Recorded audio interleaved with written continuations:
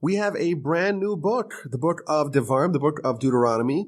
This week's Parsha, Parshas Devarim, has 105 verses and 2 mitzvos, and it's a very different kind of narrative. Moses is 5 weeks before he's passing, and he's going to give us a 3-parsha long speech that constitutes his last will and testament, his final message to the nation. Now, the Ramban, he gives an introduction to the book of Deuteronomy, to the book of Devarim, and he breaks down the book into 3 main components. One of the names of Devarim is Mishnah Torah, which means the repetition of Torah, because there are many mitzvos that we've read about in the past that are repeated over here in this last book, the book of Devarim, the book of Deuteronomy.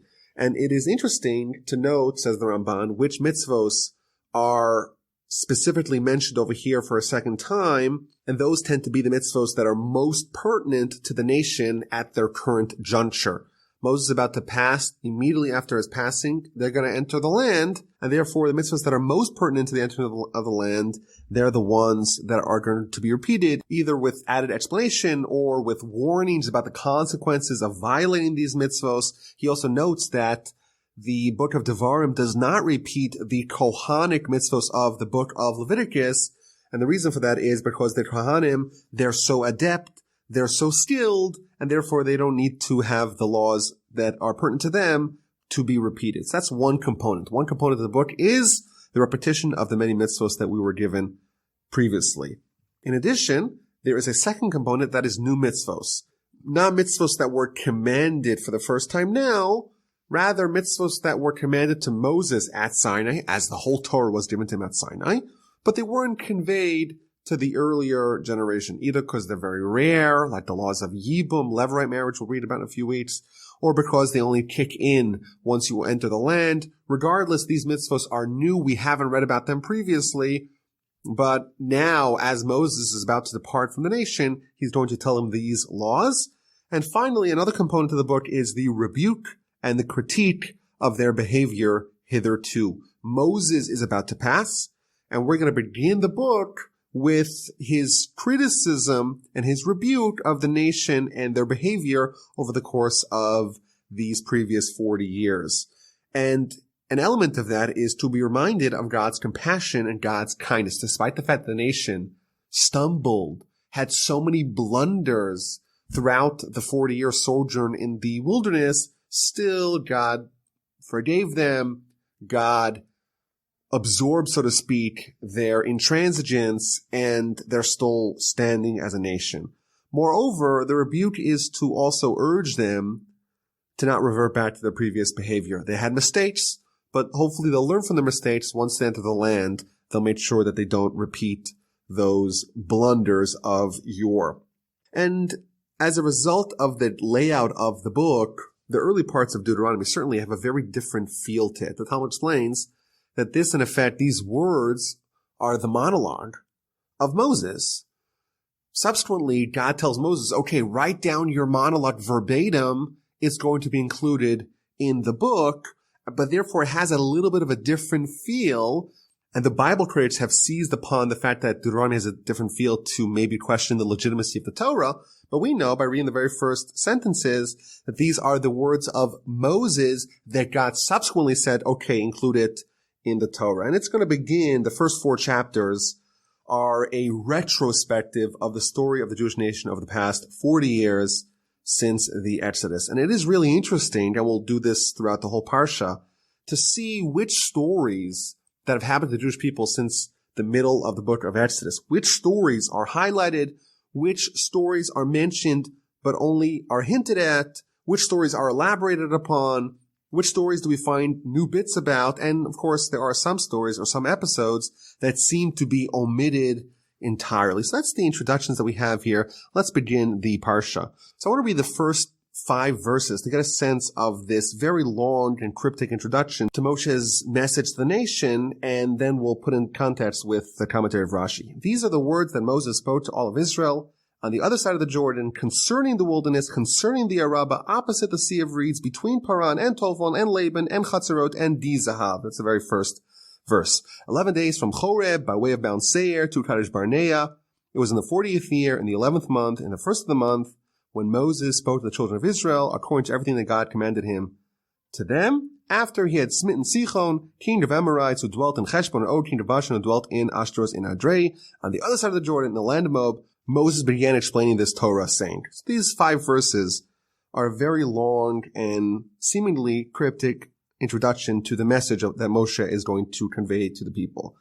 So when we read Rashi, we find out that this, in effect, these 5 verses, while it looks like it's an introduction, it really contains a very deep and powerful message, not only for the people listening to it, but for us reading it today. And we would say that if we wanted the Torah's perspective on how to convey critique and rebuke, here, in the words of Moses, we find a master class on how exactly to do that. Criticism is a very powerful and very potent tool, and in fact, there's a mitzvah to criticize people that are behaving wrongly, but it's also a very dangerous, a potentially volatile tool that could be misused and could actually have a boomerang effect where the opposite of what you intend actually results from the critique. And here we see how Moses criticized the Jewish people via the lenses that Rashi gives us. So it begins, these are the words that Moses spoke to all of Israel. Rashi tells us right away that the places that it lists, the wilderness, the Araba, Sea of Reeds, Paran, Tophel, Laban, Chatzeros, Dizahav, these are not just the location of the message. These are the content of the message. Moses wanted to convey critique to the Jewish people for their behavior, but he did it in a way that the honor of the people was preserved. He allowed them to save face, and he only mentioned the locations where the blunders happened, where the sins happened, and that was his way of reminding, of invoking the story without shaming the people. So he begins in the wilderness. What happened in the wilderness? Rashi tells us that is a reference to the time the Jewish people complained, why did we have to leave Egypt? We could have died there. We don't need to die here. This all the way at the beginning in Exodus chapter 16. When it says in the Araba, that's a reference to the sin with the daughters of Moab that resulted in mass idolatry and in the plague that we read about a few weeks ago in the book of Numbers. Opposite the Sea of Reeds, well, that refers to when they complained by the Sea of Reeds, there's not sufficient graves in Egypt, and they rebelled against God in that location. Between Paran, between Tophel and Lavan, Rashi explains this is references to them complaining about the manna, the sin of the spies, the rebellion of Korach. They didn't take the lesson of the punishment of Miriam home. And finally, Dizahav, that is a reference to the sin of the golden calf. The Hebrew word for gold is Zahav. Dizahav might mean too much gold. They had too much gold and that led them astray. Now, yeah, the very first verse, while if you read it simply, it seems like it's just giving us the coordinates of this message. Rashi reveals to us that there's a very powerful but veiled criticism that Moshe is leveling against the Jewish people, enumerating all the various places where they had blundered. And then he says, it's 11 days from Chorev. Chorev, of course, is Mount Sinai. The Jewish people, 50 days after the Exodus, they're at Mount Sinai, they get the Torah. And 11 days later, or seemingly, they're at a different place called Kadesh Barnea. And Rashi tells us that, in fact, if you do the math, it turns out that the Jewish people made it from Chorev to Kadesh Barnea in 3 days, even though it was an 11-day journey. Meaning that God had kindness to the Jewish people. He wanted to accelerate their trip to the land to get them in there swiftly, and therefore he made it so that an 11-day trip will be done in 3 days only. And again, what Moshe is telling them, you had it all. Right after Sinai, you could have gone right in. You could have waltzed in. It was an 11-day trip. God accelerated it. You were there in 3 days, and you had it in your fingertips, but you lost it. Again, it's criticism, and it's veiled, and it's doubly veiled by talking about the length of the trip and what that portends for the attitude that God had towards them at the time. He's not directing the criticism at them. He's only hinting at it. They get the message. Moreover, verse 3, it says it was the 40th to 11th month, the first of the month, and we know that this is 37 days before Moses' passing. And he's in effect criticizing them for what happened 40 years prior. And the obvious question is, if you have something to say, why don't you say it earlier? So Rashi tells us is that Moses took a page out of Jacob's book. Jacob also wanted to criticize his children, but he waited till he was on his deathbed, and he told Shimon and Levi about the stolen craft that they had taken from his brother Esav. And in addition, of course, he criticized his eldest son Reuven for his impetuosity and his behavior with interfering with his sleeping arrangements.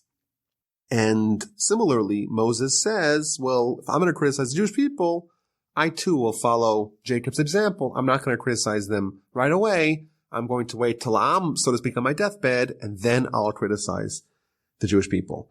And Rashi tells us that there's 4 different reasons why someone should only criticize someone else before they're about to die. Number 1, to not criticize multiple times. If you do it earlier, maybe you'll come to doing it a second time. Number 2, that you shouldn't see them in an ongoing way, and every time you see them, they're going to be embarrassed. Number 3, to not harbor ill will against them. Number 4, that they shouldn't abandon you. Rashi tells us a very powerful thing. Jacob said that had he criticized Reuven earlier, Reuven would have abandoned him and joined the team, the army of Esav. What this tells us is that yes, criticism is necessary, it's very powerful, but it could lead to alienation. If you don't approach it delicately, it could have the opposite effect, and instead of being constructive, it's going to be destructive. And therefore Moses is waiting to the end of his life when all the concerns are not as present, and even then, he's treading very carefully, very gingerly. Moreover, he mentions that this is after he had smitten Sichon, king of the Amorites, and Og, king of Bashan. Why is that necessary? Rashi tells us again, if Moses had simply criticized the Jewish people, they would say, well, what have you done for us? You haven't done for us anything. And therefore, Moshe rehashes specifically the things that he did for them. He's on your side. He fought the wars for you. He conquered the fearsome and mighty enemies, Sichon and Og, and therefore, you know he's on your side. He's working tirelessly on your behalf, and therefore maybe you should listen to what he has to say. You know he's in it for your best interest. And of course, the obvious question is, does Moshe really need to rehash that? Isn't it obvious? He did everything for the Jewish people. Why does he need to wait until right after he smote Sichon and Og? And the answer is that invariably, when you rebuke, when you criticize someone, they automatically get defensive. And they're going to lash back. Really? You're just saying this for this and this reason. People tend to lose perspective. They recoil and they lash out against you. And unless it is so abundantly and undeniably and incontrovertibly clear that the person has your best interest in mind, they're not going to accept it. And therefore, the message is both veiled and it's delayed, and it's done specifically in an orientation, an environment where Moses' intentions and his attitude towards the Jewish people and the goodwill that he has built up is undeniable, and only then does he dispense his critique for the nation, and of course with the hope that they take the right message, the constructive message, and they don't just feel like, oh, Moses is trying to get back at us, oh, he just wants to make us feel bad. They accept it in the way it was intended. And of course the lesson for us is, we think that maybe if we criticize someone, it's a good thing. And we should detail their sins and highlight exactly what they did wrong, lambast them for it. And so we see here that Moses doesn't do that. He doesn't blindside them. He talks very gently and very sparingly, dropping only hints and treading again with tremendous delicacy around this issue. And I want to add another point. The people that are listening to the message, they're not even the people that did those sins. They're the children of those people who did those sins. Nevertheless, Moshe is so careful. And of course, I think the lesson for us is that constructive criticism can only be done once you have these necessary preconditions. The person knows you're acting on their behalf. You're interested. You're invested in their well-being. You do it in a very gentle way, in a non-threatening way, and not in a way that's going to inspire, to invoke the backlash and the reaction that is almost necessary with any sort of interaction between someone giving rebuke and someone hearing the rebuke that they're given. So that's the introduction, and Moses begins explaining the Torah. Rashi tells us that this is his mission. The mission of this book is to explain the Torah in such a way that it is scintillatingly clear. Rashi tells us that it means he explained it in 70 languages, which some understand as literally he took it all the languages possible and translated, explained the Torah in that way, or it means in a way that is so clear, it is so lucid and so well known that it's understood to all. And he begins by saying that God wanted us to move away from the mountain. We were at the mountain, Mount Sinai, for about a year. And it says, okay, now it's time to enter the land and possess it, the land that God swore to our forefathers, to Abraham, to Isaac, and Jacob. And again, this is another veiled hint at a criticism. We could have just come take it, to possess it. We didn't need spies. We didn't need scouts. We didn't need weapons. And God was on our side, of course. We are invincible if we have God worrying for us and taking care of us. And then it begins, verse 9, I said to you at that time, I cannot carry you alone. Hashem your God has multiplied you. You're like the stars of the heavens. God should give you a blessing 1,000 times of what you have today. But I cannot carry you myself, all your burdens, all your quarrels. I need to have lieutenants. I need to have aides. I need to have people who are distinguished men, who are wise, who are understanding, who are well known to your tribes. I need aides to help me in leading the nation. So it's interesting here. The first episode that is elaborated upon, not just hinted in the retrospective of our Parsha, is the appointment of judges. And it tells us that, the judges have to be distinguished men, people who are righteous, who are wise, but also clever, people who are men of understanding, not only understanding what is said, but understanding what is not said, people who are well known, people that have a reputation. These are the people that I was looking for. And you answered me, again, this is Moses talking to the people, the thing that you have proposed to do is good. And again, Rashi tells us this is another veiled critique. You wanted judges that you thought were manipulatable. What you should have said, Moses is hinting to the nation, is that no, we don't want judges, we want you. You're the best. You're, of course, the mouthpiece of God. You're getting the Torah in its most undiluted form from God. We want to study only from you. But the real reason why, the secret reason why you wanted judges was because you thought that you could maybe toy with them, you could corrupt them, you could find ways to manipulate them to your satisfaction. So what happened?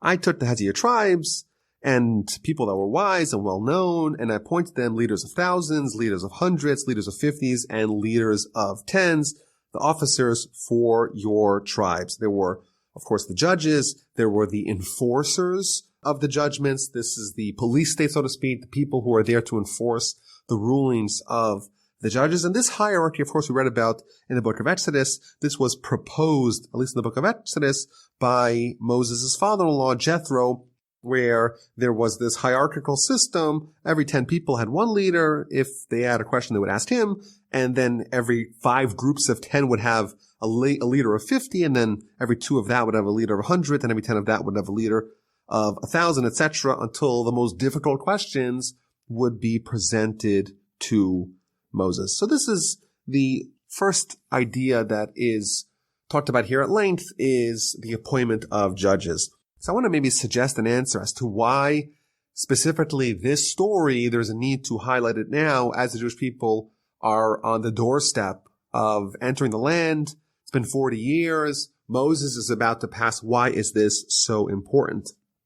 Maybe we could suggest, Moses is set to hand over the reins of leadership of the nation to Joshua. There's no greater shoes to fill. The nation, and perhaps Joshua himself, maybe secretly are dubious about his ability to carry the burden, to execute the role, to follow Moses. And therefore Moses says, well, I too were not an invincible leader. I too said I couldn't handle it. I too had to appoint underlings and lieutenants. And maybe that would inspire confidence in Joshua that he doesn't need to be the perfect leader. He has to be the best leader that he could be. But God chose him because God believes in him. He has the ability, but don't think that you have to be like Moses. Moses was perfect. Even Moses' leadership, so to speak, Moses himself in his humility is acknowledging the fact that he couldn't do it, or at least he couldn't do as much as he maybe would have wanted to do, and he had to call in for some assistance. Now, it is interesting. Some of these components of the mandate of a judge are not found elsewhere in the Torah, and we do find some mitzvos here that are the guidance, so to speak, for judges. So, for example, it says over here, not to show favoritism in judgment, small and great alike shall you hear, don't tremble before any man, for the judgment is God's. Any matter is too difficult for you, bring to me and I shall hear it. And this is what Moses commanded the Jewish people at that time. So first of all, Moses is telling the judges to be deliberate. When you have a case, you may be tempted to say, well, this is a slam dunk case. This is easy. I know the ruling. I've seen this case before. But no, you shouldn't say that. You shouldn't dismiss a case and say, oh, this is not a difficult case for me. I know the answer right away. You should listen in and be deliberate in your judgment to make sure you don't make a mistake. Moreover, Rashi tells us that part of the message that Moses is conveying to the Jewish people is that now, once you accept upon yourself the mantle of being a judge, you are a public servant. Once you have been committed to this role, you are no longer an individual. You are now a public servant to the people, and therefore, at this time, your status changes. Now, it's interesting. The verse tells us, verse 17, that small and great alike shall you hear. Rashi has three different explanations as to what that means. What does it mean that a judge has to hear small and large? So the first explanation Rashi gives us is that you should treat a case involving 1 penny as the case involving 100 gold coins. That don't say, oh, this case is less important, and therefore put it at the end of the docket. Instead, you should treat it all equally. And I think it's interesting, the Supreme Court in the United States does not operate like this. They have, maybe 80 or 90 cases a year that they hear, and they get to choose which cases they want to listen. And here we see no.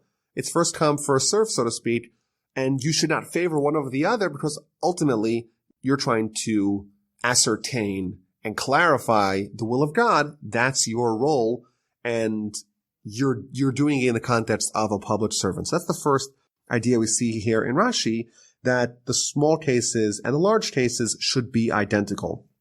The second interpretation Rashi gives us is that don't say, oh, I have two litigants here. One's wealthy and one is poor. And isn't it appropriate to find a nice way to provide a livelihood for the pauper? And therefore, I'm going to veer, so to speak. I'm going to find justification in the pauper's position, and I'm going to favor him in judgment. You may think that that's a way for you to find a respectable, dignified way to support the poor person, but no, that's against the Torah. The large and the small, the rich and the poor, should be identical. The third interpretation Rashi gives us is that don't think that I'm going to impinge on the honor of the rich person. I'll just make believe like he's justified, that he wins, and then afterwards I'll say, no, you really were guilty and you have to give it to the other guy. Again, you are responsible with the mission of giving Torah or of clarifying Torah for the nation. And that responsibility is sacrosanct. And therefore, you have to do to the best of your abilities. You have to judge the case on the merits, and the small cases and the large cases and the rich and the poor are identical. And then Rashi tells us another powerful idea. If a judge manipulates the judgment, that in effect, they are offloading the justice to God. Because if you take from this person and you unjustly appropriated for that person, you're actually forcing God to intervene in some cosmic way to bring the money back to where it belongs. Now, there's an interesting question here that the Ramban asks. The Ramban asks the question, in the book of Exodus, there is a big role for Jethro, the father-in-law of Moses, to play in appointment of these judges. Yet over here in the beginning of the book of Deuteronomy, he's not mentioned at all. And if he's the architect of this whole system, isn't appropriate for him to be mentioned. Why is he not mentioned in our description, in our retelling of the organization, of the building of this structure of the legal system and the judges? And he gives us three answers, very interesting. First of all, he says that Jethro was humble and would not want his accomplishments to be broadcast to all of Israel. So therefore, to preserve the humility of Jethro, it is unmentioned. And then he says something very interesting. He says, this nation, Moses is 120 years old. They're much younger. They revere him. They don't know him growing up in Egypt. They don't even know him from the Exodus story and the 10 plagues. They know him as this angelic figure who's leading the nation. And if they find out that his father-in-law is that former priest, that former idolater from Midian, Jethro, and his wife is a Cuthite, maybe that they would not look too fondly upon that. And therefore the Ramban tells us that a leader has to preserve his dignity. And he must not at least deliberately invoke something that his flock, whether justifiably or otherwise, may view as shameful.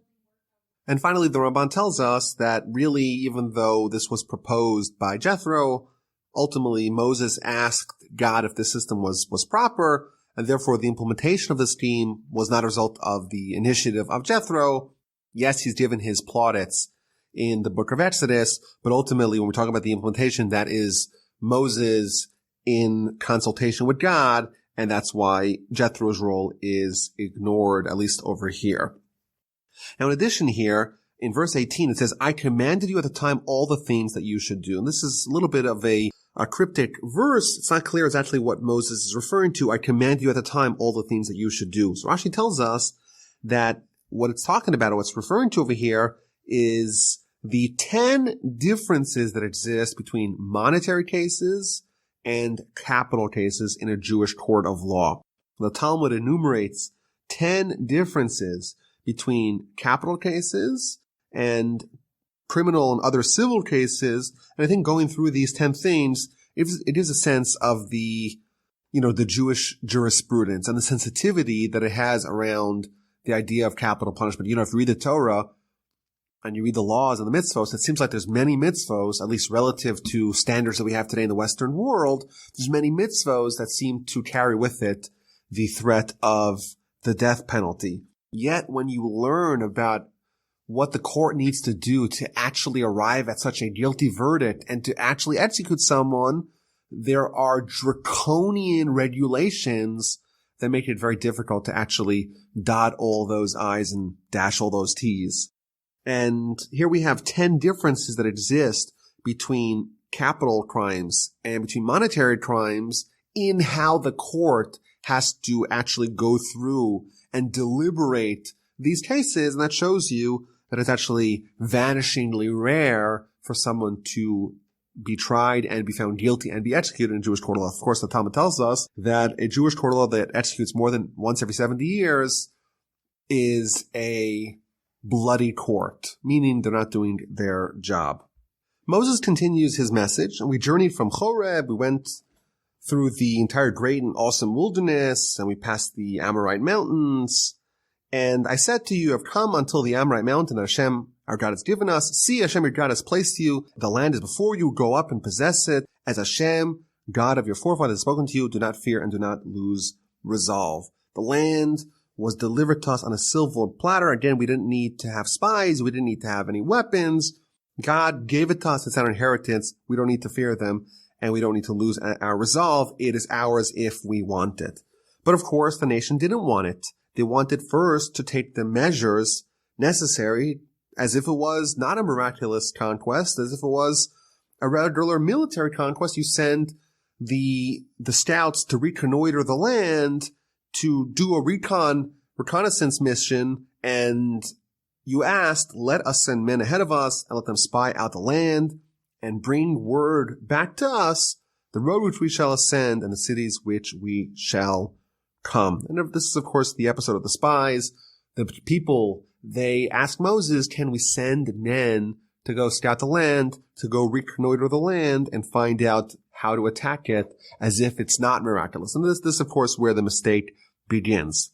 And Moses responds, again, this is all his monologue, the idea was good in my eyes. So I took 12 men, 1 man from each tribe, and they ascended the mountain, they went to the valley of Eshcol, they spied it out, they brought back the fruit, and they came back to us, and this was their message: good is the land that Hashem, your God, has given us.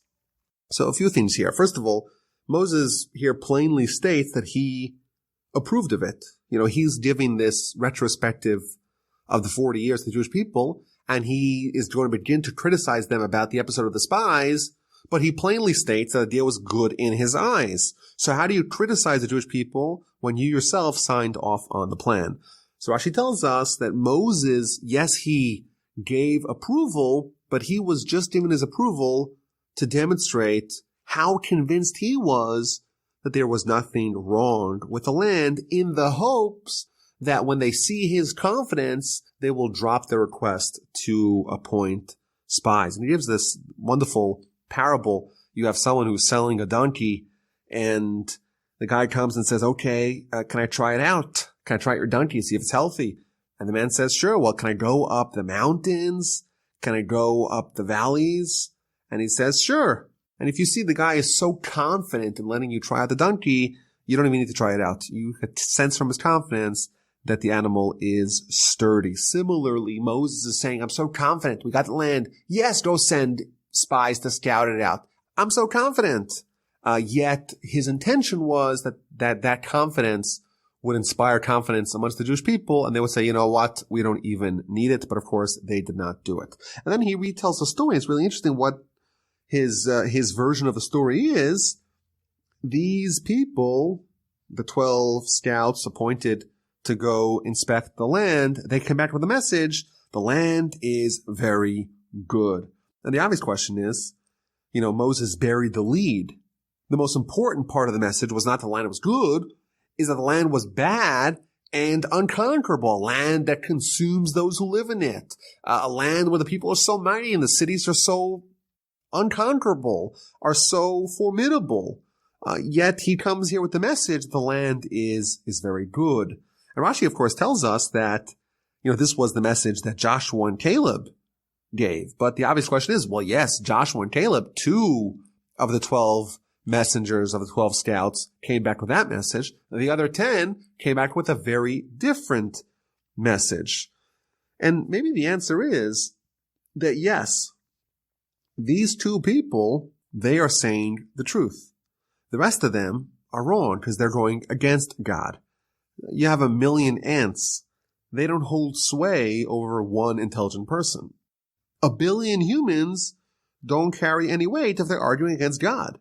So yes, the only message that Moses heard was that good is the land that Hashem, our God, gives us. It's the message, of course, of Joshua and Caleb, but it's the correct message, and the people didn't hear it. The answer was there before him. They didn't pay attention to it.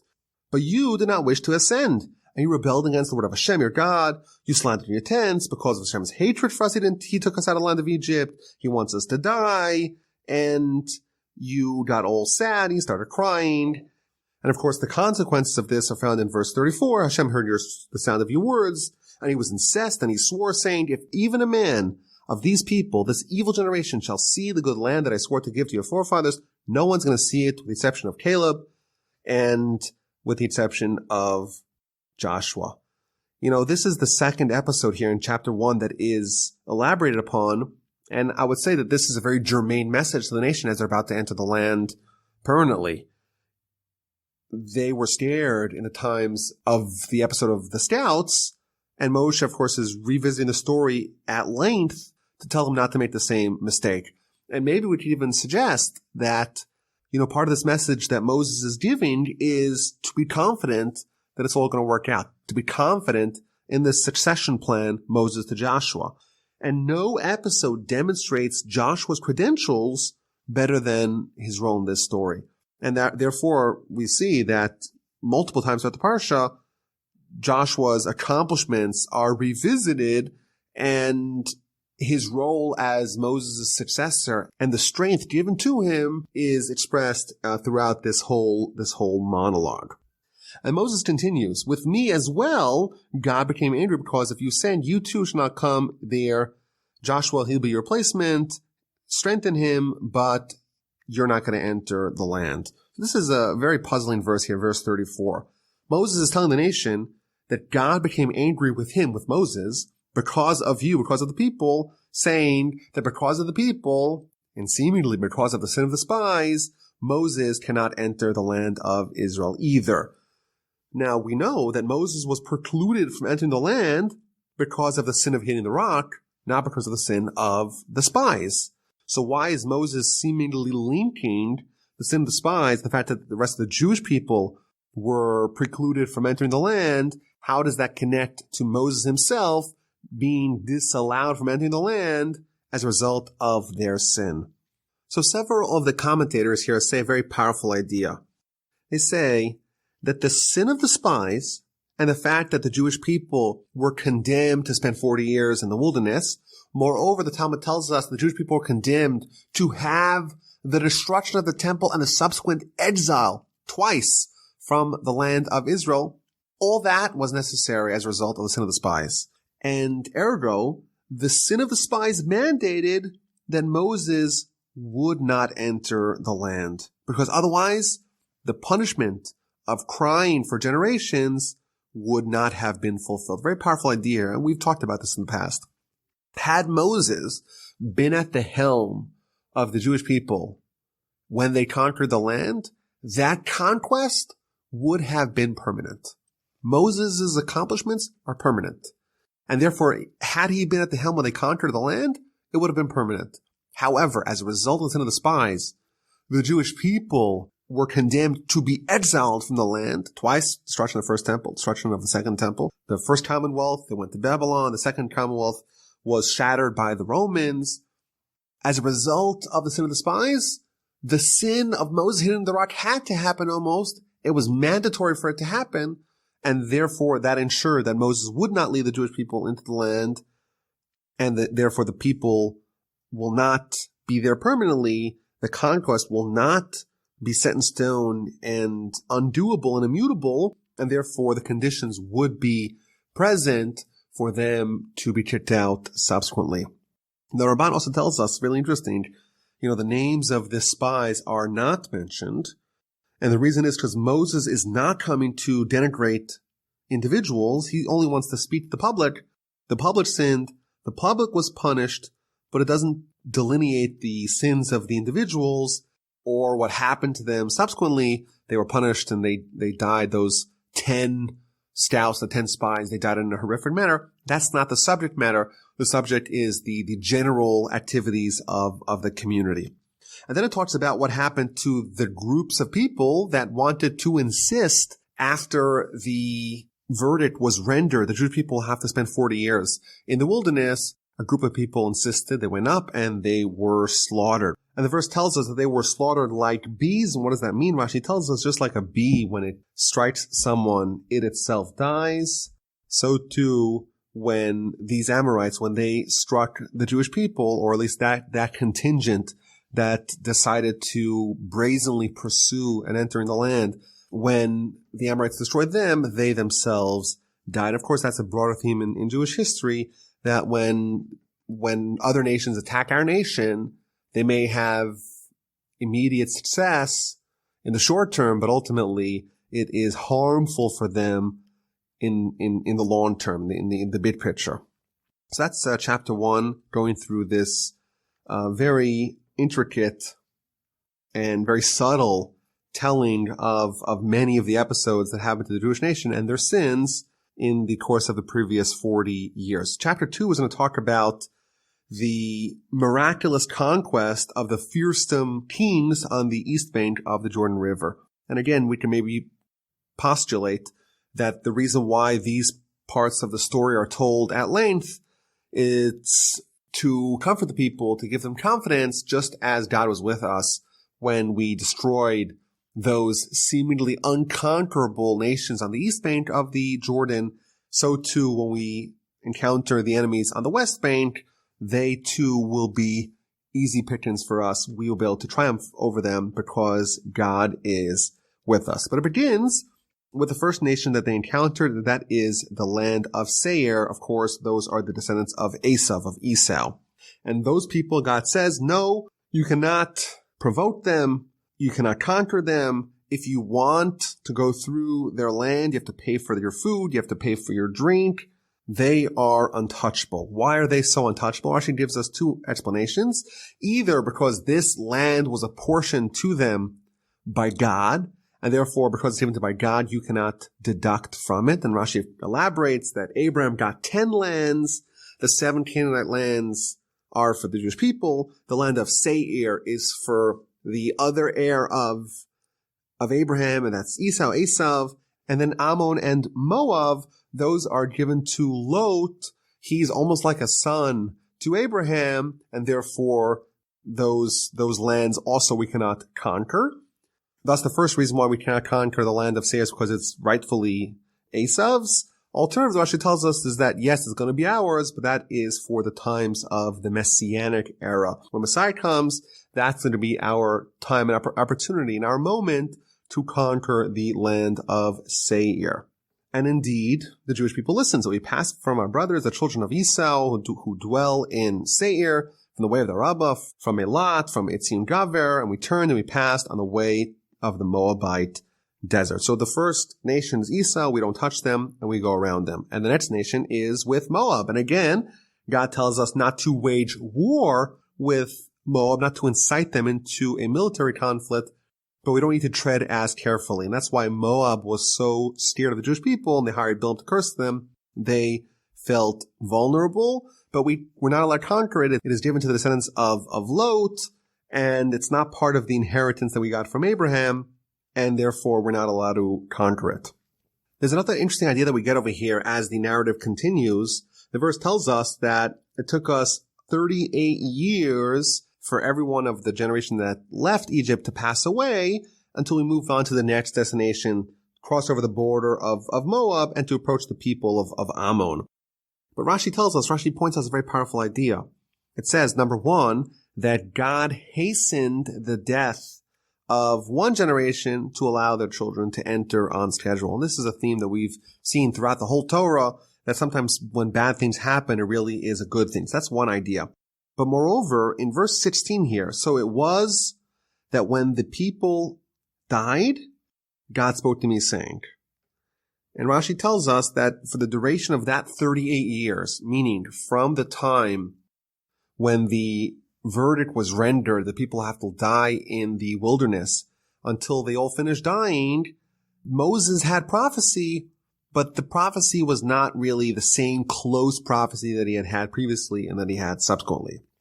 And that tells us, even though God was angry at the Jewish people, not angry at Moses, but it's a lesson that even Moses' prophecy was only in the merit of the Jewish people, and therefore it's a reflection of the state of the nation. You know, people ask the question today, if someone was as personally righteous as a prophet of yore, would they be capable of prophecy? And here we find out the answer is that maybe, but it's contingent upon the nation as well. If the nation is not one that finds favor in the eyes of God, then the prophecy that's given to the prophets, it's also going to reflect that. It's not going to be one of closeness, one of favor, and that has nothing to do with the merits or the demerits of that particular prophet.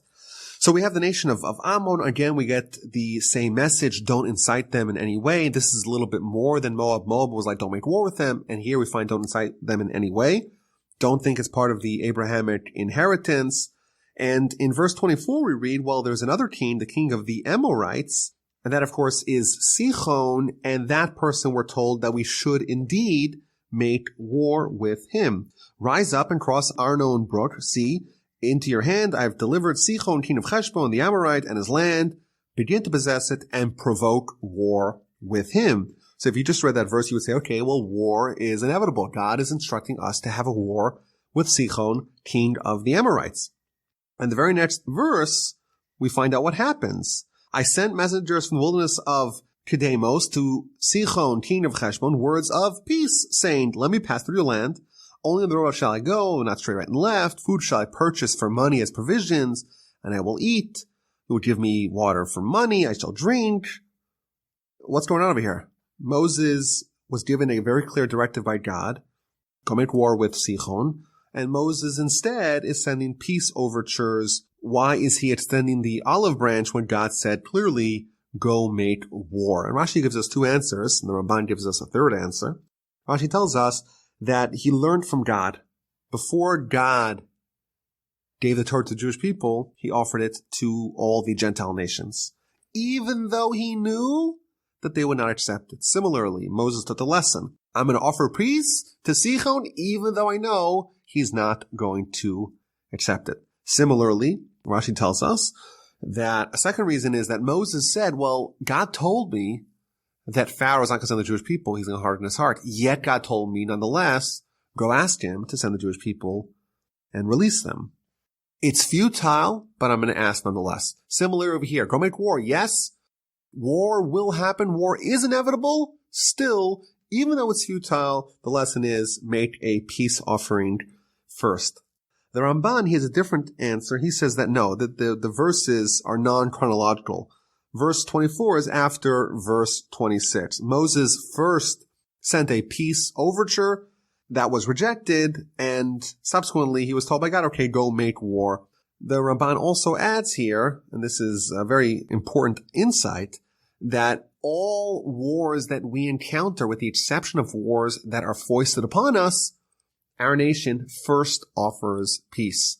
And that applies even to the 7 Canaanite nations regarding whom that we're told that we cannot allow anyone to survive. It has to be total victory. Still, nonetheless, we offer peace terms before we engage in conflict. So there's a total victory over Sichon, and then Og in chapter 3, he attacks, and therefore we also go to war with him. He was not given the peace terms first because he attacked without being provoked. Moses is told by God not to fear him. Everything that I have done to you in the war against Sichon, I'm going to do to you in the war against Og. Why was Moses initially fearful? Rashi tells us that Og was a more fearful king because he had aided Abraham in his war of the 4 kings against the 5 kings. Therefore, he had those merits of that help that he extended to Abraham. And therefore, Moses was concerned that maybe those merits would come to his aid and they wouldn't be able to conquer him. And therefore, God reassures him, don't worry, don't fear them. You're going to conquer them. You're going to destroy them like you did to Sichon. And indeed, they did. We occupied his cities. There were 60 walled cities plus many other towns. And despite the fact that he was so powerful and he was so fearsome and he didn't even subsist with a regular wooden bed, he needed a metal one, nonetheless, he was totally vanquished. And the Parsha concludes where Moses revisits the deal with the tribe of Reuven and Gad and half of Manasseh. It goes through the lands and their agreement. Again, this is another episode that is told at length.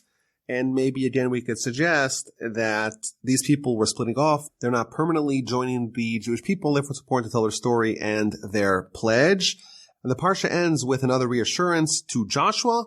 I commanded Joshua at the time, saying, your eyes have seen everything that Hashem, your God, has done to these 2 kings. So will Hashem do to all the kings where you cross over. You shall not fear them, for Hashem, your God, he shall wage war for you. And the Parsha ends on a little bit of a cliffhanger. It's the middle of the message. It's the middle of the monologue.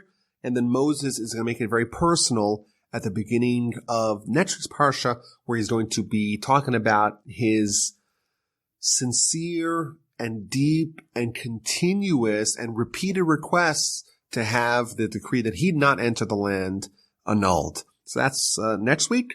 Thank you all for listening. The email is rabbiwolbe@gmail.com. I look forward to speaking to you next week.